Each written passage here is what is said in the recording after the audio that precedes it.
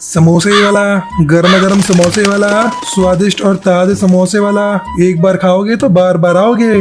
चंपकवन के जंगल में टुनटुनी चिड़िया अपनी माँ टूनी चिड़िया और पिता टुन्नू चिड़ा के साथ रहती थी। टुन्नू चिड़ा समोसे का ठेला लगाता था। समोसे वाला, गर्मा गर्म समोसे वाला, स्वादिष्ट और ताजे समोसे वाला। एक बार खाओगे तो बार बार आओगे। अरे ओ टुन्नू भाई, मैं बहुत देर से तुम्हारा इंतजार कर रही थी। मुझे 4 समोसे देना। भैया मुझे भी 10 समोसे पैक करके दे देना। इस तरह टुन्नू चिड़ा की आवाज सुनते ही जंगल के पक्षी उसके समोसे खाने के लिए दौड़ पड़ते थे और कुछ ही घंटों में उसके सारे समोसे बिक जाते थे। दोपहर में टुनटुनी चिड़िया अपने पिता के लिए भोजन लेकर आती है। पिताजी, मैं आपके लिए भोजन लेकर आई हूँ। आप भोजन कर लीजिए, तब तक मैं समोसे बनाती हूँ। ठीक है बेटी, तू ध्यान से समोसे बनाना, घी बहुत गर्म है। टुनटुनी चिड़िया समोसे बनाने लगती है और टुन्नू चिड़ा भोजन करने लगता है। ये ले, मैंने भोजन कर लिया है, अब तू घर जा। लेकिन आपने मेरे इनाम तो दिया ही नहीं। ये ले तेरा इनाम, मैं तो भूल ही गया था। टुन्नू चिड़ा टुनटुनी चिड़िया को कुछ पैसे देता है। टुनटुनी चिड़िया खुशी खुशी घर आती है। तू आ गई बिटिया, चल तू भी भोजन कर ले, मैं तेरे लिए भोजन परोस रही हूँ। इस तरह हंसी खुशी उनके दिन गुजर रहे थे। एक दिन टुनटुनी चिड़िया अपने पिता के पास भोजन लेकर जाने ही वाली थी, तभी सुंदरी कौवी वहाँ आ जाती है। अरे बिटिया, तेरी माँ कहाँ है? उन्हें लेकर जल्दी अस्पताल चल। समोसे बनाते समय तेरे पिता के शरीर पर गरम गरम घी गिर गया है, जिससे वो बुरी तरह से जल गए हैं। जंगल के कुछ पक्षी ने उन्हें अस्पताल में भर्ती करा दिया है। टुनटुनी चिड़िया और टूनी चिड़िया सुंदरी कौवी के साथ जल्दी जल्दी अस्पताल पहुँचती है। डॉक्टर, ये लो मेरी गुल्लक, इसमें से सारे पैसे ले लो, लेकिन मेरे पिताजी को ठीक कर दो। घर के सारे पैसे टुन्नू चिड़ा की लाश में खत्म हो जाते हैं। 2 दिन बाद टुन्नू चिड़ा को होश आता है, तब टूनी चिड़िया उससे मिलने जाती है। ये सब कैसे हो गया जी? आप देखकर काम क्यों नहीं करते? पता नहीं टूनी चिड़िया, ये सब कैसे हो गया। आज तक तो कभी मेरे ऊपर घी नहीं गिरा था।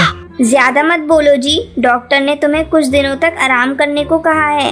लेकिन टूनी चिड़िया, घर का खर्च कैसे चलेगा? मेरी समोसे की दुकान भी बंद है। पिताजी, आप बिल्कुल चिंता मत करिए, अब से मैं समोसे की दुकान संभालूंगी। मुझे समोसे बनाने आते हैं, आप बस आराम कीजिए और जल्दी से ठीक हो जाइए। ठीक है टुनटुनी चिड़िया, मैं भी समोसे बेचने में तुम्हारी मदद करूंगी। अगले दिन से टुनटुनी चिड़िया अपनी माँ के साथ मिलकर समोसे बेचने लगती है।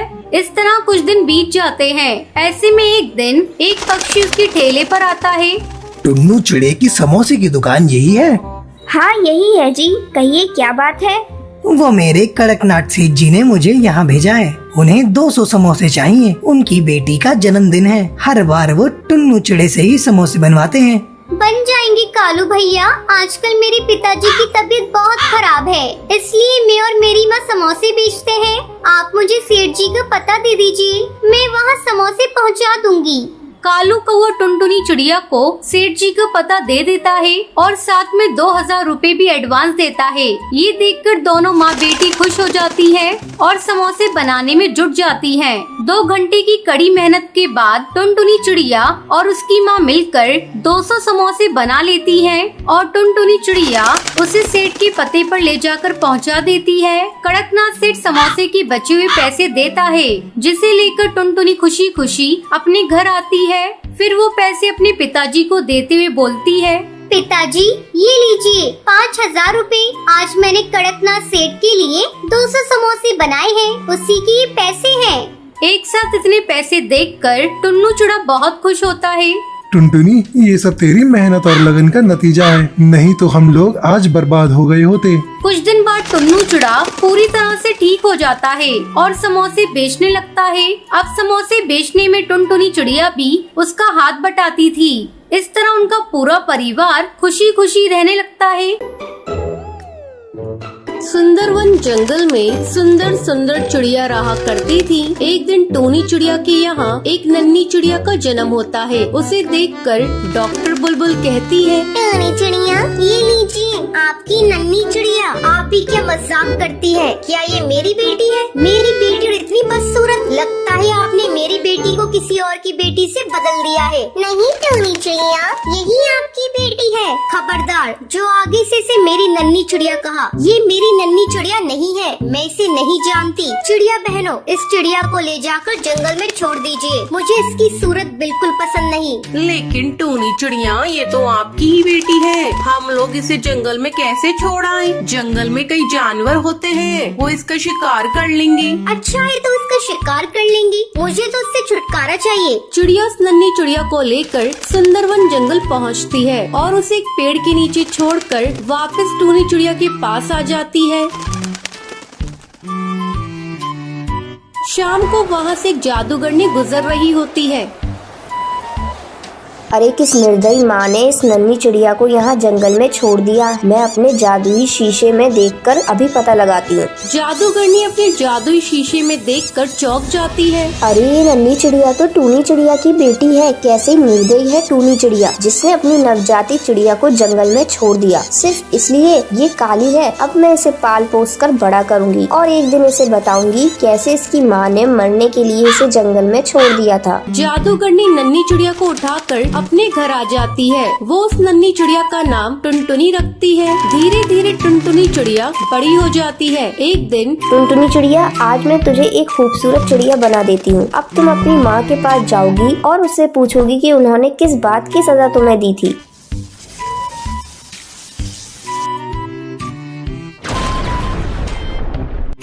टुनटुनी चिड़िया अपनी माँ टूनी चिड़िया के घर जाती है। फिर वो अपनी माँ टूनी चिड़िया से पूछती है, माँ, तुमने बचपन में मुझे किस बात की सजा दी थी? मुझे क्यों जंगल में छोड़ दिया था? तुम कौन हो और मुझसे ये सब बातें क्यों पूछ रही हो? मैं तुम्हें नहीं पहचानती। हाँ माँ, तुम मुझे कैसे पहचानोगी? मैं तुम्हारी वही नन्ही चिड़िया हूँ जिसे तुमने काले रंग की वजह से सजा दी थी। बेटा, मुझे माफ कर दे।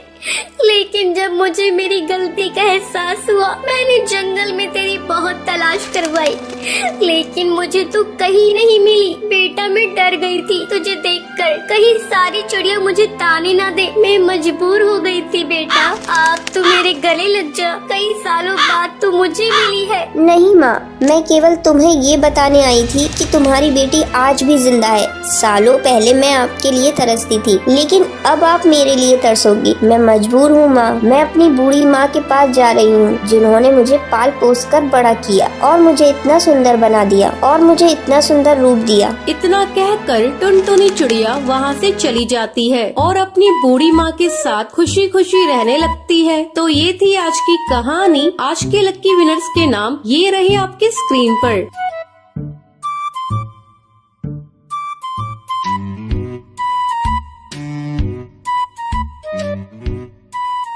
आज का सवाल ये है, टुनटुनी चिड़िया को कौन बचाता है? कमेंट करके जरूर बताएं। लक्की विनर के नाम कल की वीडियो में दिखाए जाएंगे। अगर आपको ये वीडियो पसंद आई हो तो इसे लाइक और ऐसी कहानियाँ देखने के लिए मेरे चैनल को सब्सक्राइब करना ना भूलें।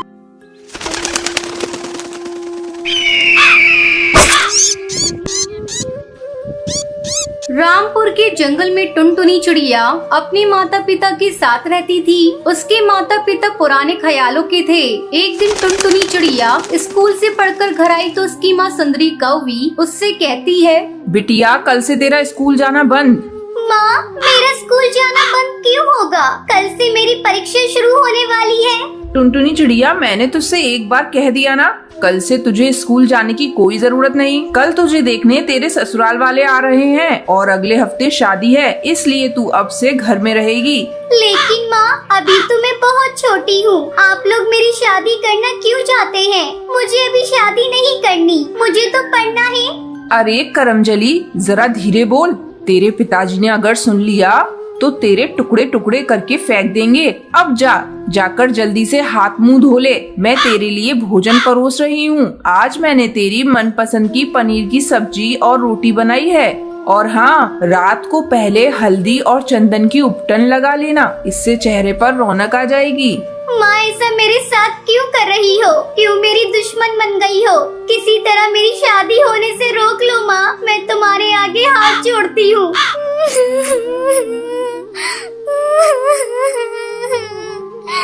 टुनटुनी चिड़िया रोए जा रही थी, तभी वहाँ टुनटुनी चिड़िया के पिता कड़कनाथ सेठ आ जाता है। टुनटुनी चिड़िया उसके पास जाती है। पिताजी, आप मेरी शादी क्यों कर रहे हैं? मुझे अभी पढ़ना है।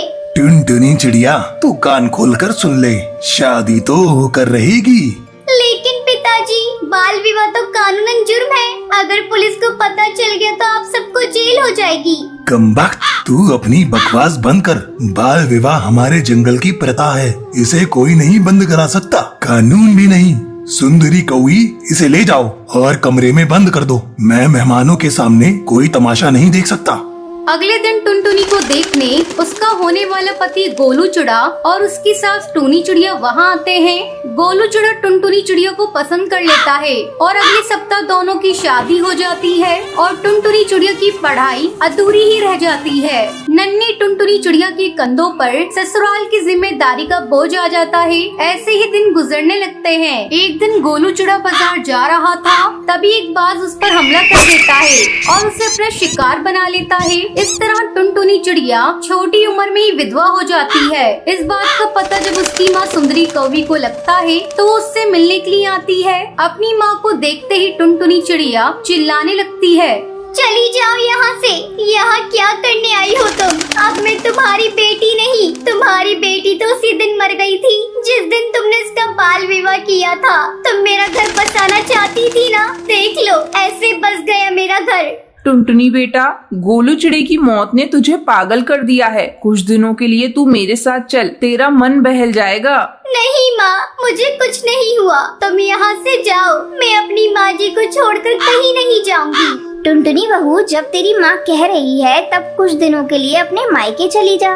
नहीं माँ जी, मैं अपनी अधूरी पढ़ाई पूरी करूंगी और घर घर जाकर पक्षियों को समझाऊंगी कि वो अपनी बेटियों का बाल विवाह ना करें। लेकिन बहू, तेरी बातों को पक्षी नहीं मानेंगे, क्योंकि बाल विवाह इस जंगल का एक रिवाज है। माँ जी, मैं पक्षियों को समझाने में अपनी जी जान लगा दूंगी। मैं उनसे कहूँगी कि वो पहले अपनी बेटियों को पढ़ लिख कर अपने पैरों पर खड़ा होने दे, फिर उनका विवाह करें। ठीक है बहू, तू जैसा ठीक समझे वैसा कर। अगले दिन से टुनटुनी चिड़िया अपनी अधूरी पढ़ाई को पूरी करने के लिए स्कूल जाने लगती है और स्कूल की छुट्टी होने के बाद टुनटुनी चिड़िया पक्षियों के घर जाती और उन्हें समझाती कि वो अपनी बच्चियों का बाल विवाह ना करें। धीरे धीरे टुनटुनी चिड़िया की बातों का असर जंगल के पक्षियों पर होने लगा। अब जंगल के पक्षी अपनी बच्चियों को पढ़ाने लगे। ये सब देखकर टुनटुनी चिड़िया बहुत खुश होती है और खुशी खुशी अपनी सास टूनी चिड़िया के साथ रहने लगती है।